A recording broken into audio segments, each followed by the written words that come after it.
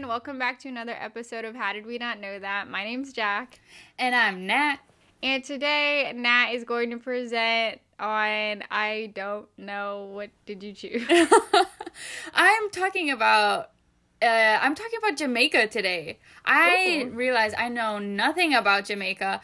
I'll be discussing the assassination attempt of Bob Marley. Also didn't know anything about. And yeah, basically just political violence and unrest in the 1970s in Jamaica.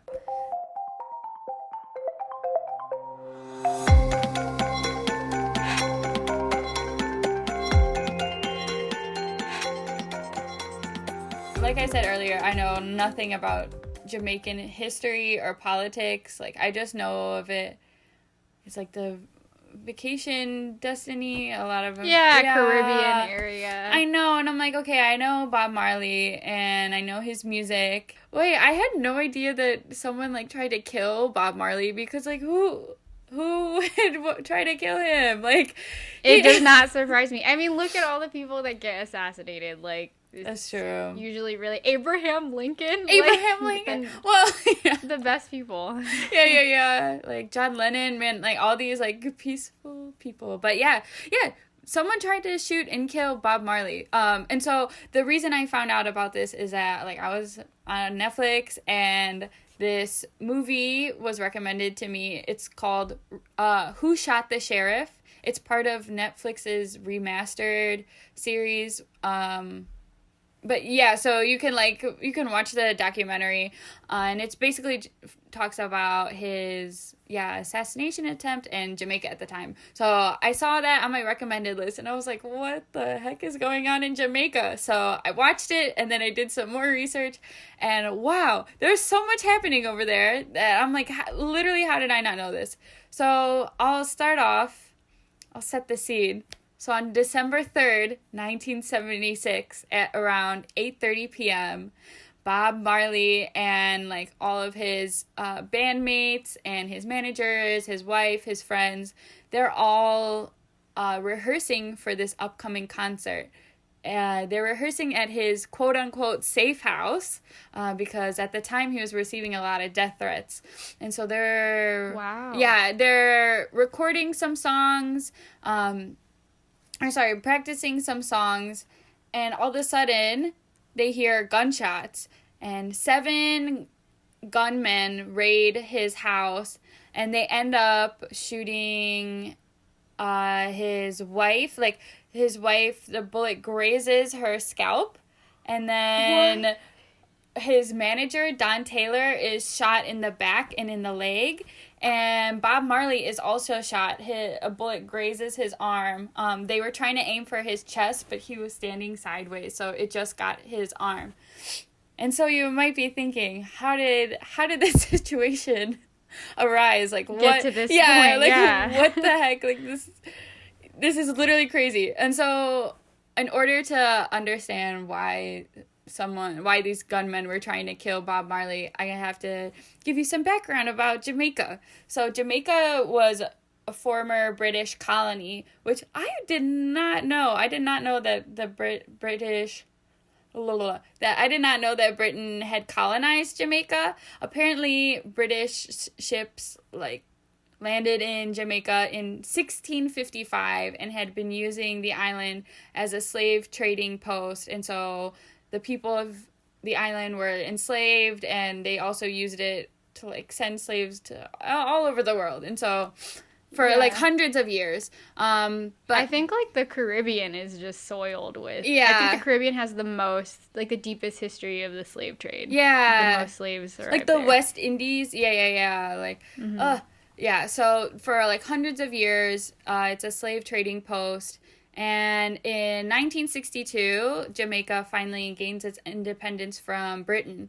But the system, as we talk about, we've talked about this quite a few times, but, Britain leaves, the colonizer leaves, and the system that it left behind was really damaged, and infrastructure was very, very weak.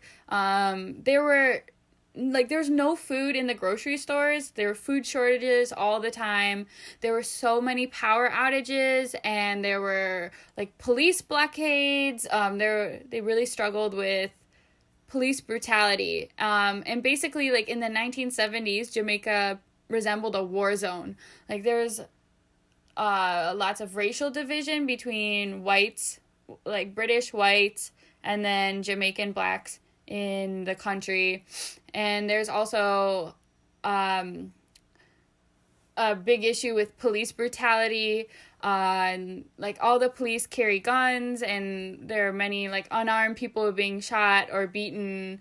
So there are a lot of Rastafarians in Jamaica. Like Rastafari is like the main religion there, and so they like grow their hair out, and so like police would come and like imprison them and cut their hair, and like just treat them horribly. Wow. Yeah. Oh. There are also like so many demonstrations, like political demonstrations within Jamaica that were supporting decolonization movements around the world. There was also a lot of demonstrations for like Pan-Africanism, like saying like, yeah, so there's lots of like political protests on the street as well. But the biggest problem that Jamaica is facing in the 1970s is gang violence and street violence, that violence between opposing political parties. So in order to better understand this, we have to look at the 1976 election. In the election is between two guys. One is Michael Manley. He is the current he's the incumbent prime minister, so he's currently serving as prime minister at this time. He's a socialist, and he's a member of Jamaica's People's National Party, which is referred as like PNP. And so he's on one side, and then the other side of the spectrum is Edward or Eddie Siega, and he is part of the Jamaican Labour Party. He is very much like a capitalist, like very much like anti-communist. So you pretty much have socialism versus capitalism. And like the division between these two political parties is insanely violent. It's pretty much a matter of like life or death, which side you're choosing, because like there will be like neighborhoods, you live in the neighborhood, like certain neighborhoods like will choose to support one candidate, and they will like develop garrisons in between, like blockades in between different neighborhoods. So like there would be, it like looks like a war zone where like each neighborhood will have their own blockade, and like in between the neighborhoods there will be like soldiers like making sure no one's like crossing sides. And so it's like, because it's like people attack each other if you're not on your like same political side. They're like killing people of like who support the other party. Wow. And like this is like categorized as tribal warfare, because it's not just like, oh, we don't agree with you guys. Like they're like each party is like killing members of the other party, because at this time the politicians and the gang leaders are like working hand in hand pretty much. Everything is like very corrupt, and like the politicians are helping the gang members, and so it's insane. And so how do I transition? And on that note, yeah. Also in the 1970s, we see the rise of Bob Marley and the rise of like reggae music on the world stage. And so the 1976, Bob Marley is like at the height of his career. He is like one of the most powerful people in Jamaica. You know, he's the most famous Jamaican at the time, and everybody in Jamaica loves him so much. They're so proud of him, and they support his musical career. And Bob Marley was very political. Like, if you listen to his songs and his lyrics, he talks a lot about Jamaican politics, about like decolonization and Pan-Africanism. But he was really careful, like when it came to Jamaican politics, he was really careful about who he publicly supported and like which candidate specifically, which party, because like these two parties were like literally at war with each other. So if he chooses a side, it's really dangerous for him. So Bob Marley he grew up in an incredibly like poor, it was basically a slum, and now he's like this millionaire artist. And so what he wants to do is hold a concert for like all of Jamaica that's going to be free for everyone, because his whole thing is that he wants to give back to Jamaica. Like people would literally just line up in front of his house, like his mansion, and he would like talk to them and like just give people money and like help them with like whatever problems they needed. Like he was incredibly generous and just wanted the best for Jamaica and wanted peace in Jamaica. And so yeah, he's like, I want to hold this free concert so everybody can come and just like be together regardless of which political party you're with. And in order to do this, he needed to talk to the current prime minister, Michael Manley, who this is the socialist candidate. And so at first he was like, okay, listen, I'm not doing this to support you in the election, even though he did vote for Manley in the 1972 election. So he's like, I do side with you, but I can't publicly support you. Like, I just need the government to help me fund this concert. But Manley had actually decided to move the election date to be like right after the concert, and he did this without Bob Marley's permission, because like Manley was like, now everyone's gonna love me because they love Bob Marley. And like both candidates, like both Manley and Siega, were like trying to win over Bob Marley's support. They're like, because whoever he supports, that's basically who's gonna win, because the people loved Bob Marley so much.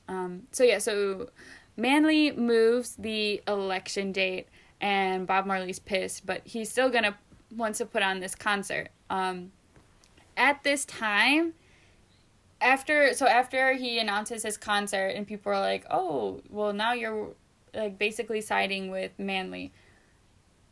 Bob Marley receives like several death threats from the People's National. Siega Oh, sorry, from not the People's National. Sorry, from from Siega supporters.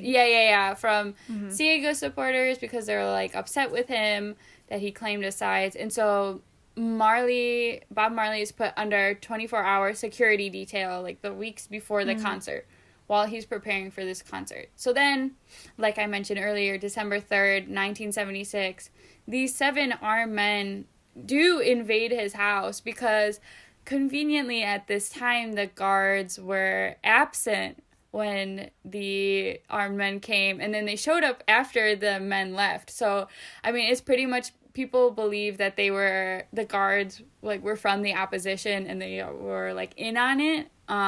So sad and scary. Right? It's so scary, because like this was supposed to be his safe house and he was under like the security detail, and it's not just like Bob Marley who's here, it's the whole like management team and all his bandmates. There's like a ton of people at this house. So his wife is shot, and his manager Don Taylor is shot, and Bob Marley is also shot. Luckily, everyone survives. Like his wife, even though she was like shot in the head, she was really lucky that it only grazed her scalp. So she was able to recover. Don Taylor was in critical condition at one point, but he survived, luckily. And same with Bob Marley. The bullet pretty much just grazed his arm. So his wounds were not like fatal, and he was okay, and he was still able to perform later. And he still performed. Wow, that's brave. So like in the documentary, they're interviewing all his friends, and they were like, this is like a few days before the concert, and he's like, I don't know if he like left the safe house. He went into like complete isolation and hired his own guards, and he was like, I don't know if I could go on stage. He's like, I don't want to go on stage unless I can have a machine gun with me, because they were just like, Yeah. anyone can storm the stage. There's going to be like thousands and thousands of people here. Like, there's no Or way. even in the crowd. You Yeah. can't tell who has what in the crowd. Right. And so they're like, they're like, it would be so dangerous to go on stage. But then, like, he was like thinking, he took a while to think about it. And like some of his friends were like telling him, like, if you don't do this concert, that's exactly what the opposition wants, and then they're gonna win, you know, because this concert is like being canceled. And so it's literally like a few hours before the concert, and he's like, you should watch the documentary because they have footage of this, but he's like in his house, like his like bunker, kind of his like hidden house that's on a hill, and it's like overlooking the whole town, and he could see the concert like in the distance, and there's like smoke and like dust rising because there's like thousands and thousands of people there. And so he sees that everyone's there like waiting for him, and so he's like, okay, like, I'll do it, but I'm only gonna perform like a few songs and then I'm done. But he ended up staying on stage for like over an hour, so it wasn't as long as they had originally planned, but given the circumstances, like, that's a long time. That's very brave. Yeah. I can't imagine the stress he was feeling. Right. And how scared he must have felt to have to do that. Right. But it's like he did it for the people, and like he risked his life for the people, which is really brave, like incredibly brave and honorable. And it was also just like a message to the opposition, like, hey. So the concert goes on, and it goes smoothly, everything is okay, and a few days later, Manley is reelected into office. And after this, the JLP doubles down on their violence. Like, they didn't think it was possible, but they become even worse. So, wait, let me just clarify. So, Yeah. Manley gets elected after the concert, Yeah. and then the Ciega party supporters got more violent? Yeah. Like, Okay. the gang members that supported Ciega, they became even more violent. And as this is going on, there's also a food shortage, there's power outages, like, all the time. And then Jamaica's also, like, in the middle of a brain drain. So all the middle class people are, like, leaving the island. They're just, like, deserting it. And so, like, there's not a lot of, like, economic resources.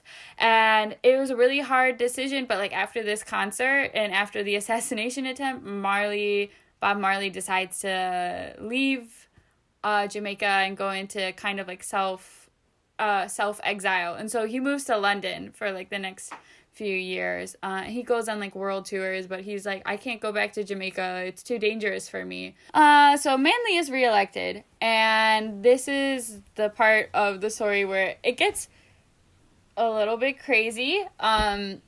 So just as a reminder to everyone, during the 70s, the Cold War is full on. So it's like the U.S. capitalists versus Soviet Union communists, right? And they're like basically dividing up the whole world. Well, Jamaica is run by Manley, who is a socialist, and they label him as communist.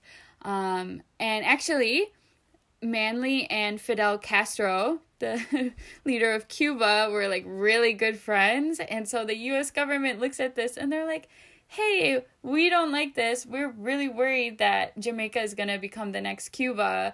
And like, that's no bueno for us. So the CIA actually had a huge influence in Jamaica because of the Cold War and their fears.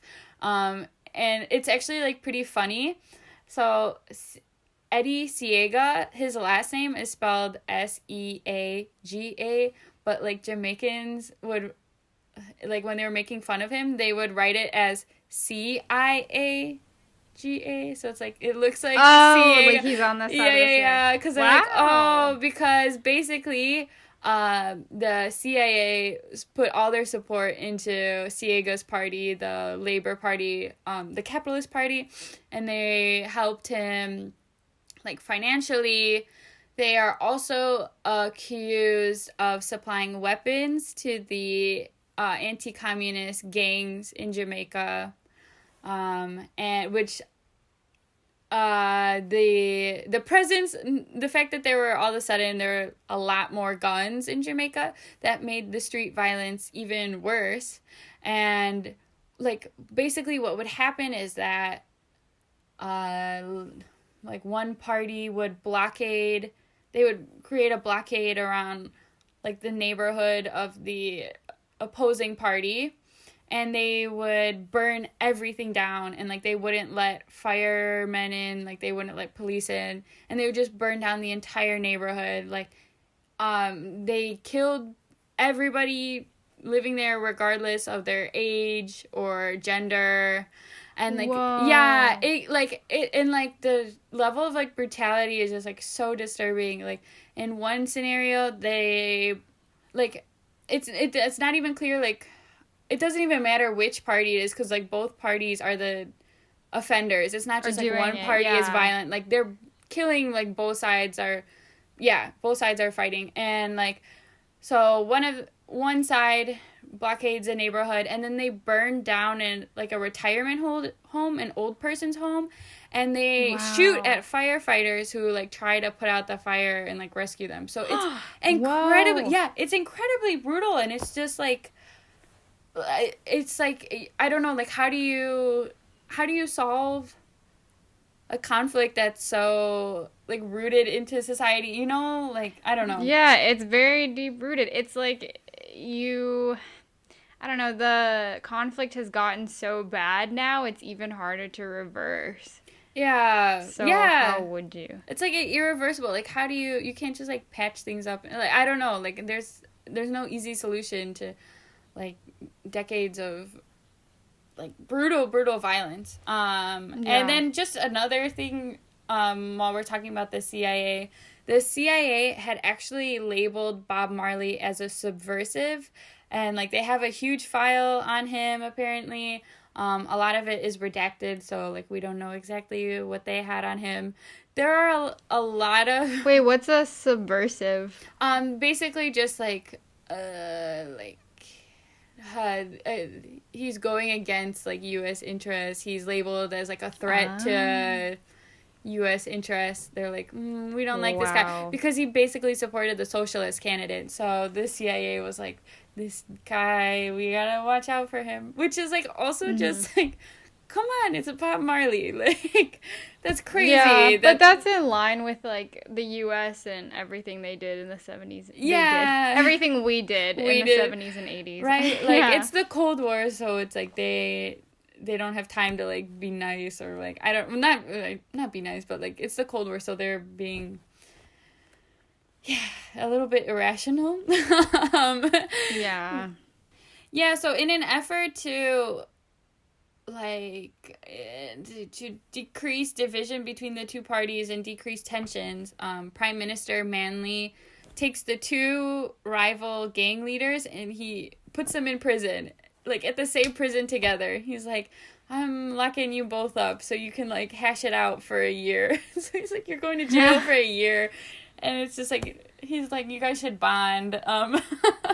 But he was like trying to make them realize that they were being used as pawns in the Cold War, because like it's suspected that like the Soviet Union helped one party while the US helped the other, and it's just like there's so much like foreign interference and like political interference from like politicians. So it's just like, yeah, they were just like, I don't know, just chill please. And so they come out of prison, and in 1978 there's a peace committee between the two rival gangs, which like Manley organizes, and they're like, yay, okay, this like it's looking pretty good, like they're coming together, maybe we can actually work things out. And Bob Marley returns to Jamaica in 1978, and it's huge news. Like it's like really funny. Apparently the night before, Bob Marley came, there was like an earthquake. But then the next day, like the news didn't even talk about it because they were so busy like talking about how Bob Marley is like finally back. And so there's huge warm welcomes for him. And there Bob Marley decides to hold the One Love concert in Jamaica to try, and like the whole theme of the concert is like bringing everybody together regardless of your political party, and just like uniting Jamaica and like being one, and hence like One Love. And so actually the rival gang leaders who had like just gotten out of prison, they come to the concert and they like join him on stage, and they're all like dancing and singing together on stage, like talking about, they're singing about like how they're not going to fight anymore, like how it's all going to be okay. And at the end of the concert, actually, like both Manley and Siega come on stage as well, and they like shake hands, like because Bob, like Marley had requested it, and it's like, you can look at the photos or watch the videos, like Bob Marley's like between them while they're shaking hands, and he's like jumping, he's really happy. Wow. Okay, I want to watch this today. Yeah, it's really short too. It's only like 55 minutes, so it's okay, a really short. I'll watch it. Yeah, it's really good. And so like people were really optimistic that, you know what, like I think we can patch things up. However, like unfortunately, this tribal warfare actually continues. It's not solved overnight. It's not that easy to like, they shook hands, we're all good now. Right, it's not just like the end. But, right, like you guys burned down each other's villages, like that's gonna yeah, right, you're like have some wounds. Yeah, like yeah, it's gonna take a while to get over that. So tribal warfare continues, and 2 years later, in 1980, Siega is elected as prime minister, and so U.S. aid to Jamaica increases, and so that kind of helps with like economic policy and like government welfare. So like some things, like they're building more roads and like infrastructure in Jamaica, which is good. Then later in 1989, Manley is reelected again, and so it's just like, oh my gosh, like these two guys, like, whoa, they just like keep like flip-flopping, and they like dominate Jamaican politics for decades. And eventually, like slowly, Jamaica's economy stabilizes and government welfare and infrastructure improves over time. And so as this happens, violence decreases, and it's not just because of like one party, because they keep switching off, and then later new leaders come and take place. So it's just like once the once the government is able to like help the people more, and like the quality of life in Jamaica improves substantially, so people aren't like, there's not as much need for violence, you know, like people aren't struggling like they were before. So just naturally, right, like the gang violence decreases and it's like more stable. And I guess to wrap things up, on May 11th, 1981, sadly Bob Marley dies of cancer. So it's sad because he didn't get to see, like today Jamaica is a lot more stable and there's a lot less violence and political tension between the two parties. So it's really sad that Bob Marley didn't get to see how Jamaica turned out.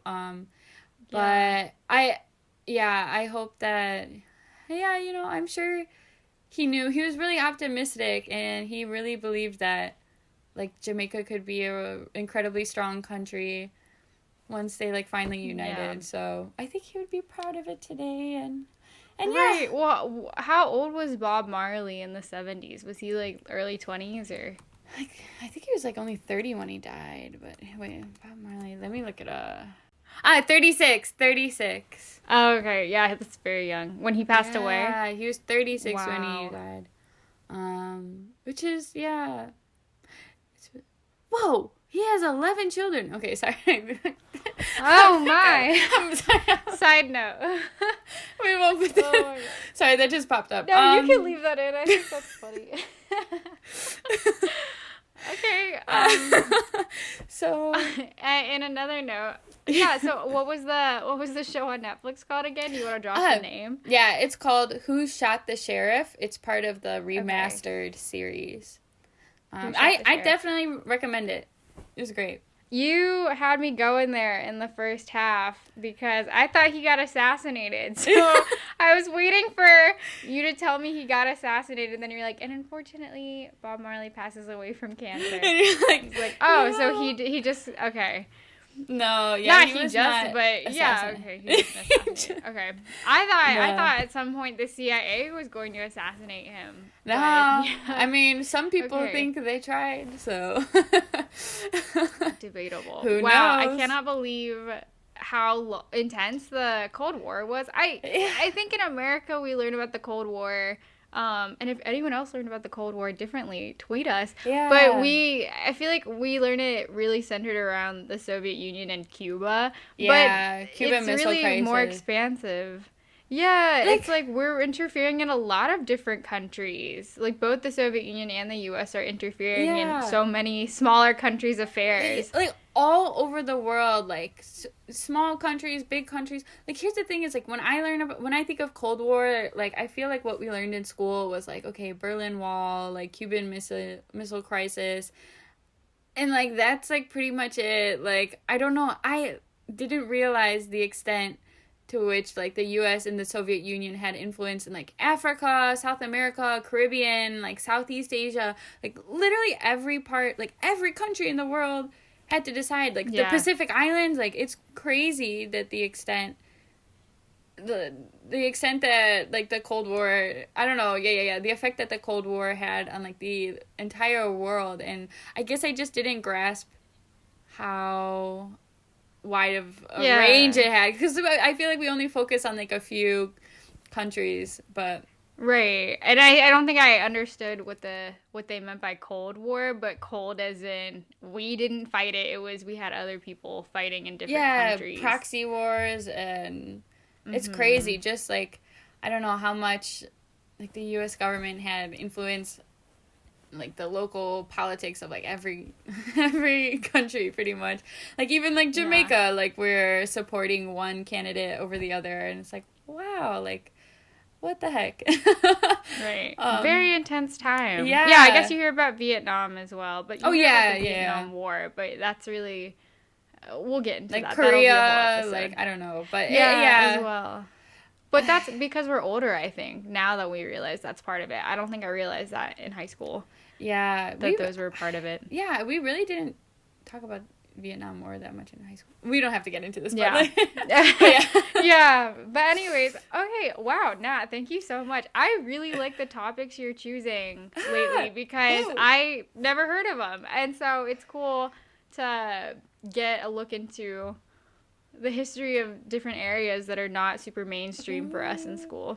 Ooh, I'm like, I've been having fun. Like, before we started this season, I had like a list of like stuff I wanted to talk about, but just randomly, I'm like finding out these new things, like this Netflix recommendation. I'm like, what is going on? Yeah. I'm really excited for the next topic I will be covering. It's also like not very well known, and it relates to current events, so I'm super excited about that. So everybody stay tuned, and thank you for listening.